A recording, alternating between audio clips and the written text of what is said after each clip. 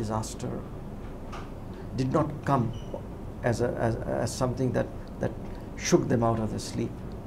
It just pervaded into the air, and there was such a searing note. And what I gathered gradually as I woke up the next morning was that the death haunted the city that night.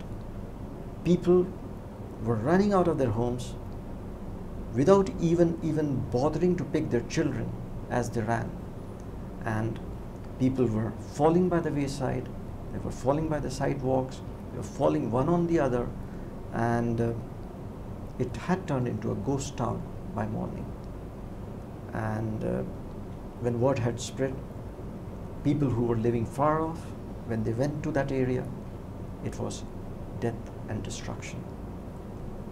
It was 8 hours after the disaster that I happened to be in that area which was most affected, and I was also in the hospital, the main hospital of the city. It's the Hamidiya hospital. It was death and destruction. I saw people in the corridors, in the passageways, on the roads, across the roads, wherever I could see, there were dead bodies or people struggling to live. That morning, I also decided to go to the mortuary, the morgue, and see how the scene was. It was overflowing with dead bodies that morning, the morning of the 3rd December. And the door was closed, and I happened to take a peep into the room, into the morgue, through the ventilator, and there were dead bodies on top of one another. The room was full. There were dead bodies strewn on the ground outside the morgue. And people were gasping for breath. I talked to one of the doctors and said, "What's happening?" He says, "You know, people are drowning in their own body fluid."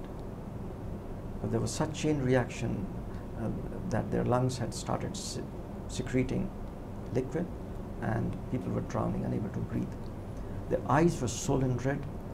Their eyes were, it was some sight I can't describe. One only had to see it to feel it. You know, the word had spread, everybody was talking of a gas leak. And nobody knew what gas it was. It was some gas. Somebody said it's phosgene, somebody said God knows what it is. Somebody said perhaps this plant is being used to experiment what would happen to the city once the gas leaks. All kinds of talks were on.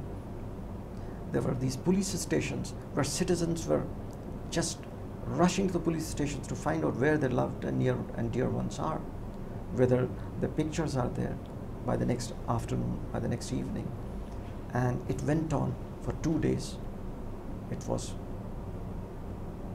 I can't describe it in words.